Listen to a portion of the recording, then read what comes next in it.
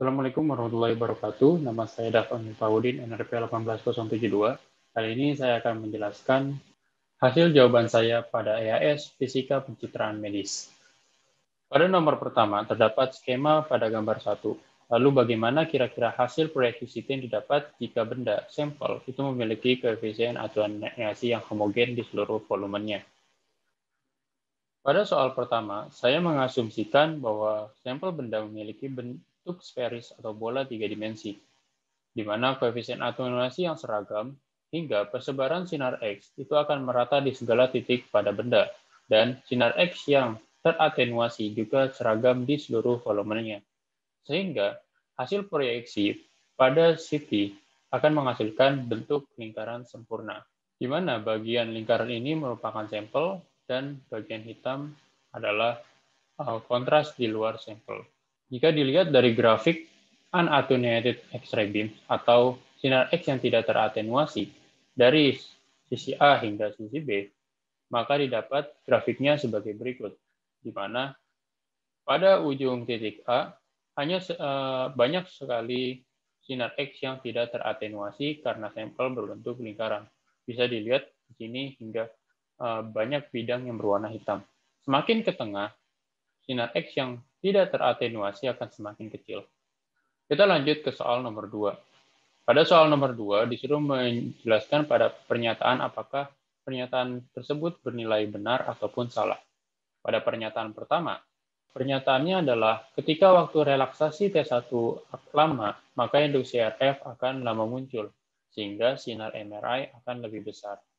Pernyataan ini bernilai benar, karena ketika relaksasi T1, energi tinggi pada proton akan dipancarkan kembali ke sekitar, dan inti hidrogen akan mengalami relaksasi. Hal ini menyebabkan energi yang tersimpan pada pulsa RF itu akan menghilang juga ke sekitarnya atau ke sekelilingnya. Dan lama waktu relaksasi T1 ini akan menghambat penyerapan energi kembali, sehingga induksi pada RF juga akan lebih lama muncul. Di sisi yang lain, T1 yang meningkat itu juga akan meningkatkan medan magnet luar atau band 0, sehingga magnetisasi M akan bernilai maksimum seiring dengan besarnya waktu T1. Hingga hal ini akan memperoleh sinyal MRI yang lebih besar. Jika kita lihat dari persamaannya, M sama dengan M0 sama dengan 1 min eksponensial min T per T1, di mana ketika waktu relaksasi T1 itu makin besar, atau T di sini akan semakin besar, maka nilai M akan mendekati nilai magnetisasi awal, hingga ini akan menyebabkan sinyal MRI itu akan dapat terlihat lebih jelas dan lebih besar. Selanjutnya adalah pernyataan yang B. Pada pernyataan yang B, disebutkan bahwa medan magnet yang besar atau yang sangat besar itu akan menyebabkan nilai T akan sama di semua jaringan. Tentu pernyataan ini adalah pernyataan yang salah, karena nilai T1 itu sangat-sangat bergantung pada komposisi dan struktur jaringan penyokongnya dan struktur jaringan di sekitarnya. Walaupun nilai T1 juga akan meningkat besarnya seiring dengan peningkatan kuat medan magnet, namun peningkatan nilai T1 ini berlaku pada semua jaringan secara keseluruhan, sehingga T1 yang membesar itu tidak menjadi akhirnya setiap jaringan memiliki T1 yang sama. Dengan kata lain, T1 akan tetap memiliki nilai yang berbeda di setiap jaringan yang berbeda. Lanjut ke soal nomor 3. Pada soal nomor 3, diketahui bahwa terdapat jaringan otak dengan densitas ρ sebesar 1,05 gram per cm kubik dengan kecepatan ultrason C sebesar 1540 meter per second. Ditanya adalah impedensi akustik karakteristik dan kompresibilitas. Pertama-tama kita perlu mengkonversi besar densitas jaringan otak ke dalam satuan kilogram per meter kubik, hingga kita dapatkan besar densitasnya sebesar 1050 kg per meter kubik. Untuk mendapatkan impedensi akustik karakteristik, kita menggunakan persamaan impedensi akustik Z, di mana Z merupakan perkalian antara ρ dengan kecepatan ultrason, atau V, sehingga ρ dikali C sebagai kecepatan ultrason pada jaringan otak, itu akan menghasilkan impedansi akustik sebesar 1,617 kali 10 pangkat 9 kg per meter kuadrat second. Yang kedua, kompresibilitas K itu dapat diketahui dengan menggunakan persamaan kecepatan ultrason, yaitu C sama dengan akar 1 per rho K. Dengan operasi matematis dan memasukkan nilai rho dan nilai C seperti yang telah diketahui sebelumnya, maka kita dapat mendapatkan nilai K atau kompresibilitas jaringan otak sebesar 4,02 kali 10 pangkat minus 10 meter second kuadrat per kilogram. Kita lanjut ke soal nomor 4. Ini soal terakhir, di mana pada soal nomor 4 diketahui terdapat 2 pasien yang menjalani pencitraan kedokteran nuklir. Pasien 1 itu mendapatkan radiotracer A dengan waktu paruh 6 jam, pasien 2 radiotracer B dengan waktu 24 jam, di mana dosis yang diberikan pada pasien 1, yaitu pada A, itu 3 kali lebih besar daripada radiotracer B. Dan waktu paruh biologis pada A itu sebesar 6 jam, sedangkan B pada 12 jam. Pertanyaannya adalah berapa lama agar radioaktivitas pada tubuh kedua pasien itu sama.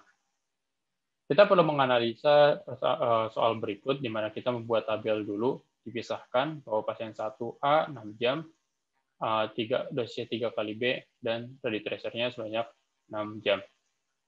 Dengan menggunakan waktu paruh efektif, yaitu besar waktu paruh radioaktif dalam tubuh secara efektif, dengan menggunakan persamaan waktu paruh dikali waktu paruh biologis per waktu paruh ditambah waktu paruh biologis, dan diaplikasikan pada radiotracer A dan radiotracer B, maka akan mendapatkan waktu paruh efektif pada pasien 1 sebesar 3 jam, dan waktu paruh efektif pada pasien 2 itu 8 jam.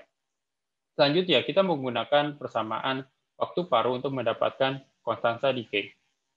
Dengan persamaan waktu paruh sama dengan ln 2 per konstanta decay, kemudian melakukan operasi matematis, dan dimasukkan nilai waktu paruh sesuai dengan radiotracer A dan radiotracer B, maka kita mendapatkan konstanta decay pada pasien 1 itu sebesar 6,418 kali 10 pangkat 5 per second, kemudian pasien 2 sebesar 2,407 kali 10 pangkat min 5 per second. Ketika kita sudah mendapatkan konstanta decay ini, kita menggunakan persamaan dari waktu peluruhan radioaktif. Lalu membandingkan pada peluruhan radioaktif pada pasien A dan pasien B, di mana pasien A memiliki dosis 3 kali lebih banyak daripada pasien B.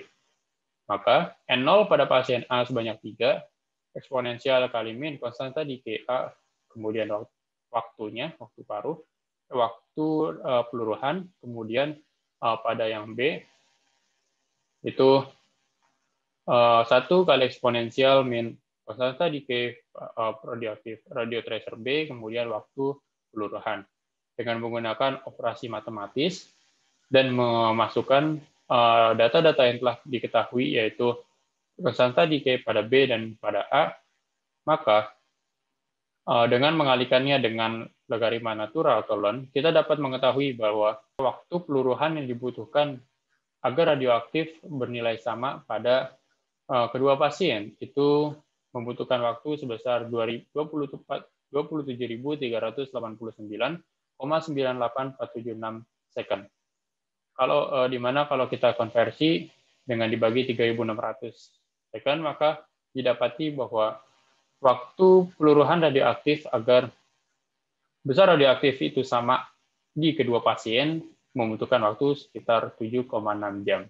Itu saja hasil jawaban dari evaluasi akhir semester pada mata kuliah Fisika Pencitraan Medis. Saya Dafa Miftahudin, NRP 18072. Wassalamualaikum warahmatullahi wabarakatuh.